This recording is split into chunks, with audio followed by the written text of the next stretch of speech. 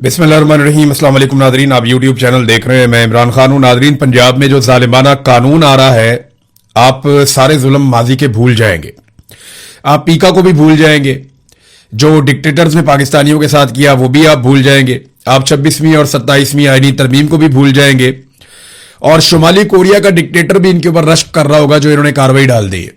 यानी पंजाब के अंदर टिकटॉकर्स ने जिस किस्म का एक कानून लाने का फैसला कर लिया, जिसके ऊपर ये काम कर रहे हैं, बल्कि कमेटी की सतह पे उसको मंजूर कर लिया गया, उस कानून के तहत ये पंजाब के किसी भी शहरी के साथ क्या कर सकते हैं, ये थोड़ा सा मैं आपको उसकी झलकियां बताता हूं। नंबर एक, ये बनाएंगे डिस्ट्रिक्ट इंटेलिजेंस कमेटी, यानी हर जिले की सजा के ऊपर कमेटी बनाई जाया करेगी इस कानून के मुताबिक। उसके अंदर सरकारी अफसरान हुआ करेंगे।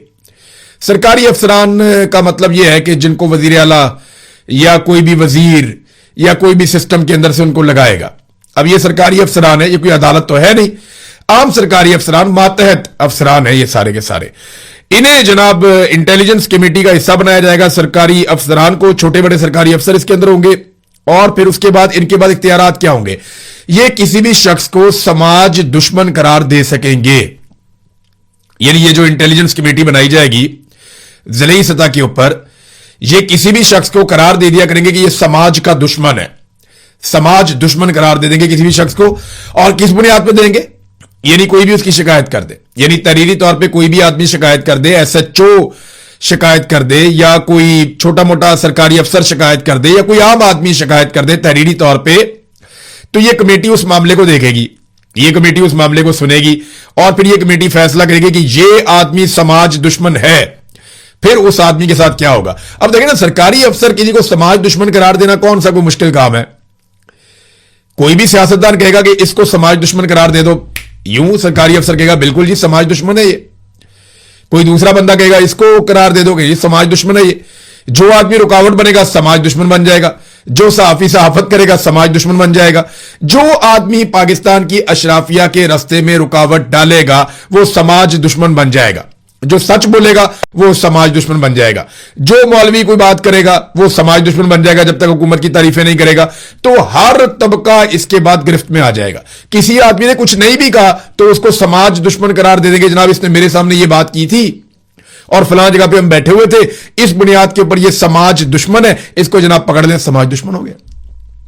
कमेटी फैसला करेगी और फिर उस आदमी के साथ क्या होगा, उसके बैंक अकाउंट बंद हो जाएंगे, जायदादें उसकी जब्त हो जाएंगी, सफरी पाबंदियां उसके ऊपर लग जाएगी, जनाब आप मुल्क नहीं छोड़ सकते, शहर नहीं छोड़ सकते, सूबा नहीं छोड़ सकते, जो भी लगाना चाहें, ये अपने इलाके से आप बाहर नहीं जा सकते, तो सफरी पाबंदियां उसके ऊपर लग जाएंगी। सोशल मीडिया की उस आदमी के लिए बंदिश हो जाएगी, वो उसके ऊपर अपना कोई मौकिफ नहीं दे सकेगा, मीडिया पे तो वैसे ही नहीं दे सकेगा। और एक इलेक्ट्रॉनिक निगरानी का सिस्टम है, ये दुनिया के कई ममालिक में होता है। बंदे के हाथ पे कोई ऐसा कड़ा बांध देते हैं या पांव पे कोई इलेक्ट्रिक डिवाइस बांध देते हैं कि ये बंदा जहां भी जाएगा हमें पता होगा ये बंदा कहां पे जा रहा है और किस जगह पे मौजूद है, तो बंदे पे पाबंदियां लगा दी जाएंगी। ये बड़ा अजीबोगरीब किस्म का एक पूरा सिस्टम इन्होंने बनाया, पूरी दुनिया में ऐसा नहीं है। यानी इस वक्त दुनिया की बदतरीन डिक्टेटरशिप शुमाली कोरिया में, वहां पे भी इस तरह की सहूलियात मुयसर नहीं है डिक्टेटर को जैसी यहां पे टिकटॉकर्स अपने लिए बनाना जा रही हैं। तो नाजरीन, अब अफसरान खुद अपनी अदालत लगाया करेंगे। ये वो अफसरान है जिनका अदालत का कोई तजुर्बा नहीं है, कानून का कोई तजुर्बा नहीं, उन्होंने कभी कानून नहीं पढ़ा। ये अफसरान खुद ही अदालतें लगाएंगे, खुद ही सजाएं सुनाएंगे, और अगर कोई शख्स इनके हुक्म की खिलाफ वर्जी करता है तो फिर उसको 4 साल तक ये कैद में भी डाल देंगे, जेल के अंदर। ये नया कानून नाजरीन लाया जा रहा है कि किसी भी आदमी को समाज दुश्मन करार दे के रगड़ा लगा दो, ठोक दो जिसको दिल करता है, बस सिर्फ उसको समाज दुश्मन करार आपने देना है। और इसके लिए किसी आदमी की एक सोशल मीडिया पोस्ट ही काफी है। कोई भी छोटी मोटी हरकत पॉइंट आउट करके जनाब ये बंदा समाज का दुश्मन है, पकड़ो जी। गद्दारी का फतवा पाकिस्तान में इतने आराम से बांट दिया जाता है। मिसाल के तौर पर हमारे कई सहाफी हैं, कई सियासतदान हैं, कई वकला हैं, इनके पोस्टर बना के ना तो लाहौर में लगा दिए गए, बल्कि लाहौर नहीं पूरे पाकिस्तान में लगा दिए गए कि ये गद्दार है, ये गद्दार वतन है, ये गद्दार है। मैं भी उनके अंदर शामिल हूं। बहुत सारे लोगों के गद्दारी के पोस्टर लगा दिए गए शहरों के अंदर। तो यहां तो गद्दारी का फतवा देना इतना आसान है, किसी को समाज दुश्मन करार देना तो मसला ही कोई नहीं है, ये तो 2 मिनट की बात है। और समाज दुश्मन की डेफिनेशन क्या होगी, ये एक नई डिबेट छिड़ गई है। एक इंतहाई घटिया कानून पास होने जा रहा है, रोक सको तो रोक लो, नहीं तो बारी बारी सबकी बारी। ये मैं बार बार आपको कहता हूं। तो बारी बारी सबकी बारी। और मजे की बात बताऊं, ये जो आज मरियम नवाज और उसकी सहेलियां बैठे हुए हैं ना इक्तदार में, इंजॉय कर रहे हैं, जिन्होंने तबैयां फेरी हुई हैं, ये लोग याद रखिएगा इनकी भी बारी आएगी, क्योंकि बारी बारी सबकी बारी। आज इनको इक्तदार से बाहर दिखाई कुछ नहीं देता, ऐसा ही होता है हमेशा। हमने उस्मान बुज़दार का दौर भी देखा, तब भी हमें यही दिखाई दे रहा था। परवेज इलाही का दौर भी देखा, तब भी यही दिखाई दे रहा था। शहबाज शरीफ एक दौर में अफलातून बना हुआ था, फिर हमने उसको रोते पिटते हुए भी देखा। तो यहां पे हर एक को कभी ना कभी जवाब देना पड़ता है। तो बारी बारी सबकी बारी, इनकी बारी आएगी। नादरीन, एक जज के बेटे ने कत्ल कर दिया था 2 खवातीन को इस्लामाबाद में गाड़ी के नीचे कुचलकर। ये 2 नौजवान लड़कियां थी, ये जॉब करती थी, मिडिल क्लास से इनका ताल्लुक था। ये एक स्कूटी के ऊपर जा रही थी, एक तेज रफ्तार बड़ी गाड़ी आती है जो नॉन कस्टम गाड़ी है। याद रखिएगा, नॉन कस्टम गाड़ी का मतलब होता है गैर कानूनी गाड़ी। ये कोई भी शख्स नहीं चला सकता जब तक कि वो बहुत ज्यादा इन्फ्लुएंशियल ना हो या उसके पास बहुत ज्यादा इख्तियार या ताकत ना हो। नॉन कस्टम गाड़ी चलाने के लिए आपको किसी जज का बेटा होना पड़ता है, किसी फौजी का रिश्तेदार होना पड़ता है, या किसी ब्यूरोक्रेट का रिश्तेदार होना पड़ता है, या कोई आप बहुत ताकतवर समाजी शख्सियत हैं तो आप ये नॉन कस्टम गाड़ी चला सकते हैं, वरना आप नहीं चला सकते। तो जज का बेटा था आसिफ का, तो जज मोहम्मद आसिफ का जो बेटा था वो गाड़ी चला रहा था नॉन कस्टम गाड़ी, और उसका अपना लाइसेंस भी नहीं था, उम्र भी नहीं थी। तो जब उम्र ना हो तो फिर जिम्मेदारी गार्डियन के ऊपर आती है। गार्डियन कौन है? उसका बाप ही गार्डियन होगा, और तो कोई नहीं हो सकता ना। जो हाई कोर्ट का जज है वो अपने बेटे का गार्डियन किसी और को थोड़ी रखेगा, खुद ही होगा। तो नादरीन, हुआ ये कि जज के बेटे ने 2 खवातीन को कुचल के कत्ल कर दिया। उसके बाद उनकी फैमिली से मेरी बात भी हुई थी। वो फैमिली के लोग कह रहे थे हम पे बहुत दबाव है, वो हमें बार बार मिलना चाहते हैं, बहुत सारे हमारे ताल्लुक वाले लोग भी बीच में डाल दिए हैं, हमारे रिश्तेदार हमारे पास आ रहे हैं, हर कोई हमारे दरवाजे खटखटा रहा है, तो हम क्या करें, हम कहां जाएं, समझ नहीं आ रही। मिलाकर दबाव डाल डूल के इन्होंने ये मामला खत्म करवा दिया। जज का बेटा छूट के घर चला गया।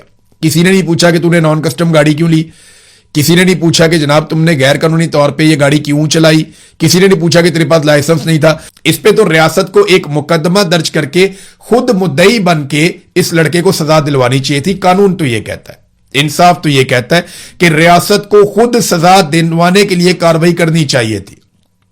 अगर मुद्दई हट भी गए थे, सड़क के ऊपर इंसिडेंट हुआ, ये तो दहशत ज़दा करने वाला इंसिडेंट है कि एक जज का बेटा है, एक गैर कानूनी गाड़ी है, उसके पास लाइसेंस भी नहीं है, कितने बड़े बड़े जुर्म है, और वो गाड़ी किसी मुहज्जिब दुनिया में ये आप तसव्वुर भी नहीं कर सकते। दुनिया के किसी मुल्क में आप ये तसव्वुर नहीं कर सकते, हत्ता के जो गल्फ ममालिक है वहां पे बादशाहत है, वहां पे भी आप ये तसव्वुर नहीं कर सकते कि किसी ऑफिसर का बेटा या किसी जज का बेटा वो एक गाड़ी लेगा और नॉन कस्टम गाड़ी लेगा जिसकी कोई कानूनी हैसियत नहीं है, और उसके पास खुद भी गाड़ी चलाने का कोई कानूनी कागज मौजूद नहीं है, वो गैर कानूनी गाड़ी चलाएगा, 2 खवातीन को कुचलेगा और उसके बाद थोड़ी देर में घर चला जाएगा। ऐसा दुनिया में कहीं नहीं होता, लेकिन यहां पे हुआ। अब जज के खिलाफ जो है वो एक वकील साहब ने शिकायत दर्ज करवा दी थी। उन्होंने कहा जी ये ज्यादती है, फैमिली को इन्फ्लुएंस किया गया। और उसके बाद जनाब ये हैं जी शिकायत कुनिंदा कर्नल रिटायर इनामुर रहीम साहब, उन्होंने सुप्रीम जुडिशल काउंसिल में शिकायत की थी। सुप्रीम जुडिशल काउंसिल ने ये जो शिकायत है ये खारिज कर दी। उन्होंने कहा जी नहीं जी ऐसा कुछ नहीं हुआ, कोई दबाव नहीं है, ये लड़कियां खुद ही मर गई। सादा मतलब तो यही है ना कि वो सड़क पे जा रही थी, गाड़ी खड़ी हुई थी उस लड़के की, ये आई जोर से, इन्होंने अपने स्कूटर के साथ गाड़ी के अंदर टक्कर मारी और उसके बाद दोनों लड़कियां खुद ही मर गई, और कसूर वो मरने वालों का था। जब आपके मुनसिफ इस नौयत का इंसाफ दे रहे होंगे तो पाकिस्तान में आम आदमी को कैसा इंसाफ मिलेगा, ये जरा अब सोचिएगा कि कितनी बड़ी ज्यादती है और कितनी खुलेआम हो रही है पाकिस्तान में।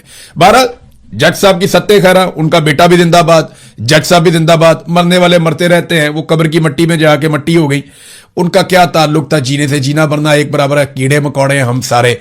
ये अफसरान, ये जजेज, ये जर्नैल, ये बड़े बड़े ताकतवर लोग, अशराफिया, ये सारे इनका पाकिस्तान, हम तो कीड़े मकोड़े हैं सारे के सारे।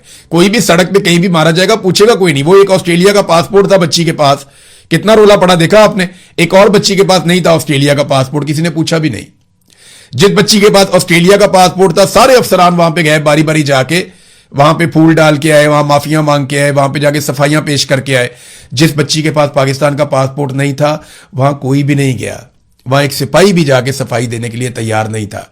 ये पाकिस्तानियों हमारी औकात है, या तो हमें इसी औकात में रहना है या हमें एक दिन इन सारों को इनकी औकात दिखानी पड़ेगी। तो जब तक आप इन सारों को, माफियाज को इनकी औकात नहीं दिखाते, तब तक आपकी औकात यही है कि हम कीड़े मकोड़ों की तरह मरते रहें। नाजरीन, एक और बात है बड़ी अजीब, ये अक्सर मैं सुनता हूं, हमारे कई दानिश्वर भी ये बात कर देते हैं, कई लोग अक्सर ये कहते रहते हैं, और अब तो सियासतदानों ने ये बात करना शुरू कर दी है। मरियम नवाज की एक बड़ी करीबी साथी मरियम औरंगजेब, उसने एक स्टेटमेंट दिया। मरियम औरंगजेब का कहना है कि अल्लाह ताला का फजल है जिसके हिस्से में हुक्मरानी आती है, यानी हुक्मरानी जो है वो अल्लाह ताला का फजल है। वो खानदान अल्लाह ताला के मुंतखब करदा होते हैं जिन्हें अल्लाह ताला हुक्मरानी देता है। फिरौन के खानदान को हुक्मरानी दी थी अल्लाह ताला ने, उन पे अल्लाह ताला का फजल था। नमरूद बहुत बड़ा हाकिम था, अल्लाह ताला का फजल था। सिकंदर आदम, दुनिया में कितना कत्लेआम किया। हिटलर, उस पर भी अल्लाह ताला का फजल था। आप मुझे बताएं ना, शुमाली कोरिया का जो हुक्मरान है किम जोंग उन, उसने वहां पे लोगों की जिंदगी नरक बनाई हुई है, तो क्या उसके ऊपर अल्लाह ताला का फजल है? वो और उसकी बहन मिलकर जबरदस्त शानदार किस्म की हुक्मरानी कर रहे हैं। चंगेज खान की हुक्मरानी, क्या वो अल्लाह ताला का फजल है? नेतन्याहू इसराइल के ऊपर लंबे अरसे से हुक्मरान है, तो क्या उस पर भी अल्लाह ताला का फजल है? बताएं ना। नरेंद्र मोदी भी फिर इस हिसाब से अल्लाह ताला के फजल से हुक्मरान बना है। कैसे फ्रॉड लोग हैं। यजीद भी हुक्मरान था ना, एक हुक्मरान ही था यजीद भी, वो क्या था? तो क्या अल्लाह ताला का फजल था उसके ऊपर? कैसे आप लोग फ्रॉड करते हैं, लोगों को मजहबी जज्बात को भी आप इस्तेमाल करते हैं सिर्फ इसलिए कि आपने जस्टिफाई करनी है अपनी चोरी। ये तो वो बात होगी कि चोर ने चोरी करवाई, चोरी कर करके डकैतियां मार मार के उसने एक घर बनाया, उसके ऊपर लिख दिया हाजा मिन फजल रब्बी, कि ये सब मेरे रब का फजल है। अंदाजा करें आप कैसे ये लोग फ्रॉडी है। अल्लाह ताला का फजल नहीं, ये अल्लाह ताला का अजाब है। ये खानदान हमारे ऊपर, जितना इस खानदान ने लुटमार की है, जितना इस खानदान ने पाकिस्तान की सियासत को, जितना पाकिस्तान के समाज को, असल समाज दुश्मन ये खानदान है जिन्होंने पाकिस्तान को डिवाइड कर दिया, तकसीम कर दिया, बर्बाद कर दिया, सारी मोहब्बतें नफरतों में बदल दी इस खानदान ने। ये रिस्पॉन्सिबल है और ये कहते हैं जनाब अल्लाह का फजल है। नाज़रीन, सुहेल अफरीदी साहब के हवाले से खबर है बड़ी इंटरेस्टिंग, आप बड़ी दिलचस्पी लेंगे इसमें। इमरान खान साहब ये कहते थे और अक्सर कहते थे कि सवाबदीदी फंड्स होने नहीं चाहिए, कहते थे ना। इमरान खान साहब कहते थे सवाबदीदी फंड कहते हैं कि वो फंड जिसका कोई हिसाब किताब नहीं होता, ये वजीर आजम या वजीर आला अपने पास रख लेता है और इसमें से वो पैसे खर्च करता है, कोई उससे पूछ नहीं सकता कि ये पैसे आपने कहां खर्च किए हैं। इसे कहते हैं सवाबदीदी फंड। तो इमरान खान साहब इसके सख्त खिलाफ थे। अभी ARY के ऊपर एक खबर छपी है, ये वजीर आला को खुद आकर बताना चाहिए कि यह खबर में कितनी सदाकत है। खबर यह कहती है कि खैबर पख्तूनख्वा ने अगले माली साल के लिए बजट में वजीर आला सुहेल अफरीदी के सवाबदीदी फंड में गैर मामूली तौर पर 780% का इजाफा कर दिया। पहले जो ये सवाबदीदी फंड था वो सिर्फ 50 करोड़ रुपया था कि 50 करोड़ रुपया वजीर आला खर्च कर दे तो कोई फर्क नहीं पड़ता। ये गंडापुर के दौर में 50 करोड़ रुपया था। सुहेल अफरीदी के दौर में इसमें जो इजाफा किया गया, अब ये 4 अरब और 40 करोड़ रुपए का सवाबदीदी फंड मुख्तस कर दिया गया है। तो सुहेल अफरीदी और इनके लोग आकर जवाब दें कि जनाब इमरान खान साहब तो सवाबदीदी फंड के बहुत खिलाफ थे, तो आप लोगों ने किस मद के अंदर ये सवाबदीदी फंड रख लिया है? और अगर रख लिया है तो इसकी कोई जस्टिफिकेशन, कोई वजह आप पेश करें ताकि कौम को समझ आए कि जनाब नहीं आप ठीक कर रहे हैं। नाजरीन, एक फेडरल मिनिस्टर है वजीर पेट्रोलियम, उनका यह फरमाना है, अली परवेज मलिक साहब। वैसे तो एक काबिल नौजवान है लेकिन फॉर्म 47 है ना, तो उसने एक धब्बा इनके ऊपर भी लगा दिया, इनके करियर पे भी लगा दिया।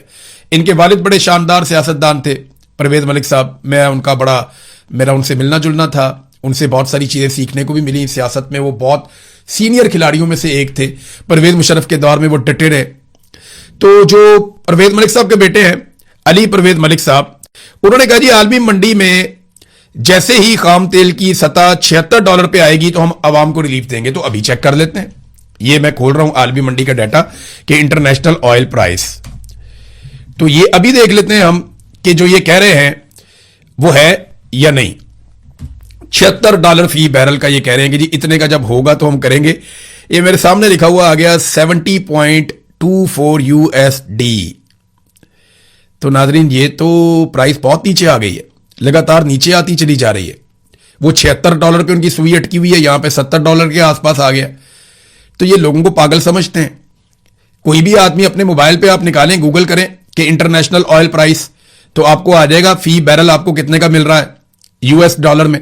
वो 76 कहते हैं, यहां 70 के करीब पहुंचा हुआ है, फिर भी इन्होंने अवाम को किसी किस्म का कोई रिलीफ नहीं दिया। नादरीन, एमक्यूएम ने एक बहुत बड़ा मुतालबा किया, आप हिल कर रह जाएंगे जितना बड़ा मुतालबा एमक्यूएम ने किया है।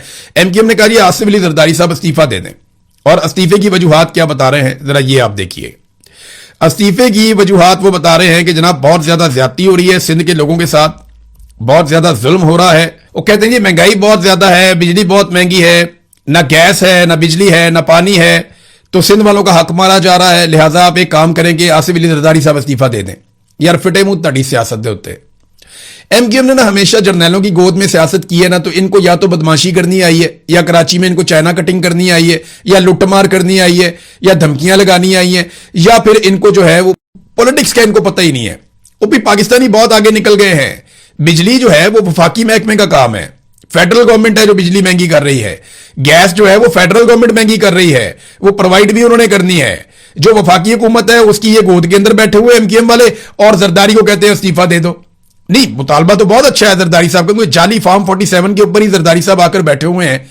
लेकिन सवाल यह पैदा होता है कि एमक्यूएम इस्तीफा मांगना चाहती है तो शहबाज शरीफ से मांगे, और अगर ज्यादा उन्हें किसी जिम्मेदार की तलाश है तो फिर फील्ड मार्शल आसिम मुनीर साहब से पूछेंगे जनाब आपने वादे किए थे सारी चीजें ठीक हो जाएंगी, चीजें ठीक क्यों नहीं हो रही, तो फिर आप इस्तीफा दे दे।